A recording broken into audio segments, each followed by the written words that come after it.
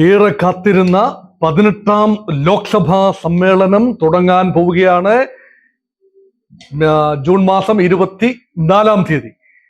എല്ലാ കണ്ണുകളും സ്പീക്കർ സ്ഥാനത്തേക്കാണ്. ഒരുപക്ഷെ ഇന്ത്യ മുന്നണിയും NDA മുന്നണിയും തമ്മിലുള്ള ആദ്യ ബലപരീക്ഷണത്തിനുള്ള വേദി എന്ന് പറയുന്നത് ആദ്യ സമ്മേളനത്തിൽ തന്നെ ഉണ്ടായേക്കാം. പക്ഷേ ആദ്യം സ്പീക്കർ തെരഞ്ഞെടുപ്പ് അല്ല നടത്തേണ്ടത്. ആദ്യം ഒരു പ്രോട്ടേം സ്പീക്കറെ ആവശ്യമുണ്ട്. ആ പ്രോട്ടേം സ്പീക്കറായി സാധാരണഗതിയിൽ ഏറ്റവും മുതിർന്ന അംഗം, പാർലമെന്റിലെ ഭരണ പ്രതിപക്ഷ ഭേദമന്യേ ആരാണോ ഏറ്റവും മുതിർന്ന അംഗം, അതാണ് അദ്ദേഹത്തെ പ്രോട്ടേം സ്പീക്കറായി നിയമിക്കുക എന്നതാണ് സാധാരണ പതിവ്.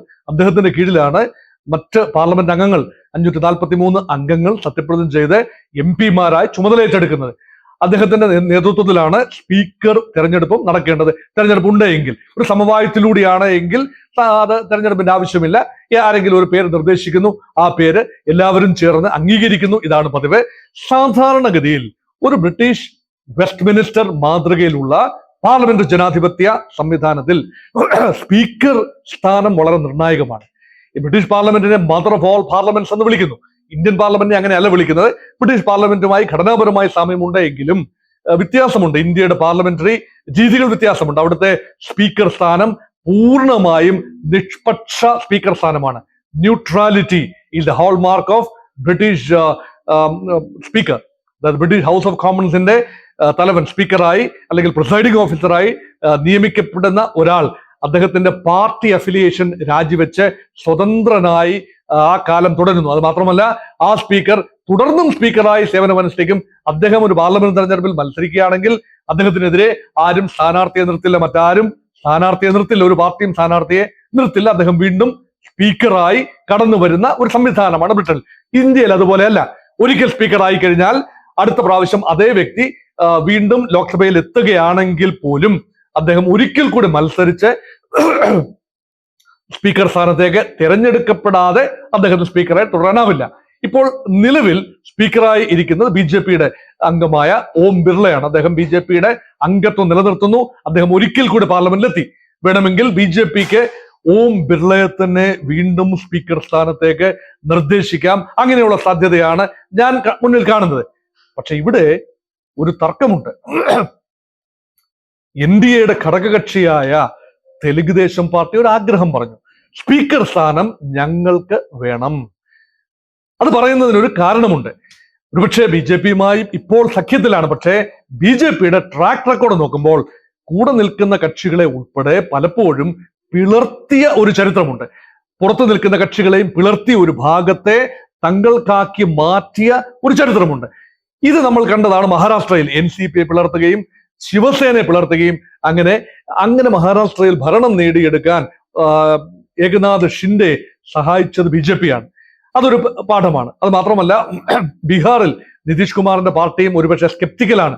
അദ്ദേഹത്തിന്റെ പാർട്ടിയെ പിളർത്താൻ നോക്കിയില്ല എങ്കിൽ പോലും ആ പാർട്ടിക്ക് കൂടുതൽ സീറ്റുകൾ ലഭിക്കാതിരിക്കാൻ കഴിഞ്ഞ നിയമസഭാ തെരഞ്ഞെടുപ്പിൽ ചിരാഗ് പാസ്വാന്റെ പാർട്ടിയുമായി ചേർന്ന് ചില കളികൾ കളിച്ചതായി ഒരുപക്ഷെ നിതീഷ് കുമാറിന് പരാതിയുണ്ട്. അപ്പൊ നിതീഷ് കുമാറിന്റെ പാർട്ടിക്ക് ഇപ്പോൾ ലോക്സഭയിൽ 12 അംഗങ്ങളുണ്ട്. അതുപോലെ ചന്ദ്രബാബു നായിഡുവിന്റെ TDP-ക്ക് ലോക്സഭയിൽ 16 അംഗങ്ങളുണ്ട്. ഈ രണ്ട് പാർട്ടികളുടെയും പിന്തുണ നിലവിൽ NDA-ക്കാണ്. പിന്തുണ മാത്രമല്ല, NDA-യുടെ സഖ്യകക്ഷികളാണ്. ഇവർക്ക് മന്ത്രിസ്ഥാനങ്ങൾ കൊടുത്തു. പക്ഷെ അവർ ആഗ്രഹിച്ച അത്രയും മന്ത്രിസ്ഥാനങ്ങൾ ലഭിച്ചോ എന്ന കാര്യത്തിൽ സംശയമുണ്ട്. TDP-ക്ക് 16 അംഗങ്ങൾ ഉണ്ടെങ്കിലും ഒരു ക്യാബിനറ്റ് മന്ത്രി സ്ഥാനവും ഒരു സഹമന്ത്രി സ്ഥാനമേ ലഭിച്ചിട്ടുള്ളൂ. സ്വാഭാവികമായും ഒരു സ്പീക്കർ സ്ഥാനം ലഭിക്കാനുള്ള അർഹത TDP-ക്ക് ഉണ്ട് എന്ന് അവർ വിശ്വസിക്കുന്നു. പക്ഷേ BJP-ക്ക് അത് വിട്ടുകൊടുക്കാൻ വിമുഖത ഉണ്ടാവാം. കാരണം വളരെ തന്ത്രപ്രധാനമായ ഒരു തസ്തികയാണ് സ്പീക്കർ സ്ഥാനം. കാരണം സ്പീക്കറായി ഇരിക്കുന്ന ആളാണ് സഭയുടെ അച്ചടക്കം നോക്കേണ്ടത്, ഡിസിപ്ലിനറി ആക്ഷൻസ് എടുക്കേണ്ടത്. അത് മാത്രമല്ല, ഒരു തർക്കമുണ്ടായാൽ, പാർട്ടി പിളർപ്പ് പോലെ ഉണ്ടായാൽ ഏത് വിഭാഗത്തെ അംഗീകരിക്കണം, അയോഗ്യരാക്കണം എന്നീ തീരുമാനങ്ങൾ സ്പീക്കറുടെ ചുമതലയാണ്. അങ്ങനെ BJP-യുടെ പാർട്ടിക്ക് കൺട്രോൾ ചെയ്യാവുന്ന, നിയന്ത്രിക്കാവുന്ന ഒരാൾ സ്പീക്കറായി വന്നില്ല എങ്കിൽ ഒരുപക്ഷെ പണിപാളും എന്ന ഒരു ചിന്ത BJP-ക്കുണ്ട്. പ്രത്യേകിച്ച് BJP-ക്ക് ഒറ്റയ്ക്ക് ഭരിക്കാൻ ആവശ്യമായ ഭൂരിപക്ഷം നിലവിലെ 18ാം ലോക്സഭയിൽ ഇല്ലാത്ത സാഹചര്യത്തിൽ, അതുകൊണ്ട് സ്പീക്കർ സ്ഥാനത്തേക്ക് TDP-യെ പിന്തുണച്ചുകൊണ്ട് ഒരു സാഹസത്തിന് BJP മുതിരുമെന്ന് ഇപ്പോൾ കരുതാനാവില്ല. എന്നാൽ വിട്ടുവീഴ്ച ചെയ്യേണ്ടി വരും. അത് ഡെപ്യൂട്ടി സ്പീക്കർ സ്ഥാനത്തേക്കാണ്. ഡെപ്യൂട്ടി സ്പീക്കർ സ്ഥാനം കഴിഞ്ഞ ലോക്സഭയിൽ ഉണ്ടായിരുന്നില്ല, അല്ലെങ്കിൽ അത് അപ്രസക്തമായിരുന്നു. ഇവിടെ ഒരു പക്ഷേ തെലുങ്ക് ദേശം പാർട്ടിക്ക് ഒരു കൺസലേഷൻ എന്ന നിലയിൽ ഡെപ്യൂട്ടി സ്പീക്കർ സ്ഥാനം വെച്ച് നീട്ടാനുള്ള സാധ്യതയുണ്ട്. അത് അവർ സ്വീകരിക്കുമോ ഇല്ലയോ എന്നത് മുൻകൂട്ടി പറയാനാവില്ല.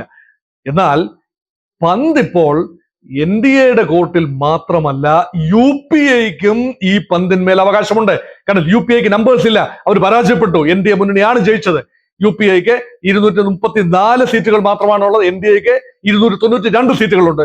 വ്യക്തമായ 60ഓളം സീറ്റിൽ 58 സീറ്റിന്റെ മേൽക്കൈ NDAയ്ക്കുണ്ട്. സ്വാഭാവികമായി അവർ നിർദ്ദേശിക്കുന്ന ഒരു സ്ഥാനാർത്ഥിയെ വിജയിപ്പിച്ചെടുക്കാം. പക്ഷേ ഏതെങ്കിലും കാരണവശാൽ TDP വാശി പിടിക്കുകയും മർക്കടമുഷ്ടി പിടിക്കുകയും അവരെ ഇന്ത്യ മുന്നണി സഹായിക്കുകയും ചെയ്താൽ സ്ഥിതിഗതികൾ മറിയാം. പൂർണ്ണമായി മാറുമെന്ന് പറയാനാവില്ല. അപ്പോഴും അതിനുള്ള ഭൂരിപക്ഷം ഇന്ത്യ മുന്നണിക്കില്ല.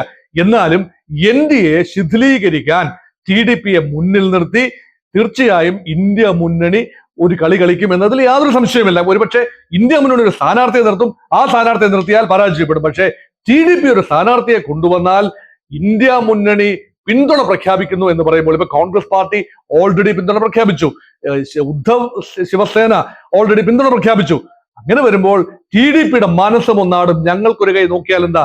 അതുകൊണ്ട് ഇനിയുള്ള ദിവസങ്ങൾ 2-3 ദിവസം ശക്തമായ വിലപേശലുകൾ സ്പീക്കർ സ്ഥാനത്തെക്കുറിച്ച് TDPയും BJPയും തമ്മിൽ ഉണ്ടാകാനുള്ള സാധ്യതയുണ്ട്. ഇപ്പോൾ ജനതാദൾ യുണൈറ്റഡ്, നിതീഷ് കുമാറിന്റെ പാർട്ടി BJP നിർദ്ദേശിക്കുന്ന ഒരു സ്ഥാനാർത്ഥി, അത് ഏത് പാർട്ടി എന്ന് പറയുന്നില്ല, BJP നിർദ്ദേശിക്കുന്ന ഒരു സ്ഥാനാർത്ഥിയെ സ്പീക്കർ സ്ഥാനത്തേക്ക് പിന്തുണയ്ക്കാം എന്ന നിലപാടിലാണ്.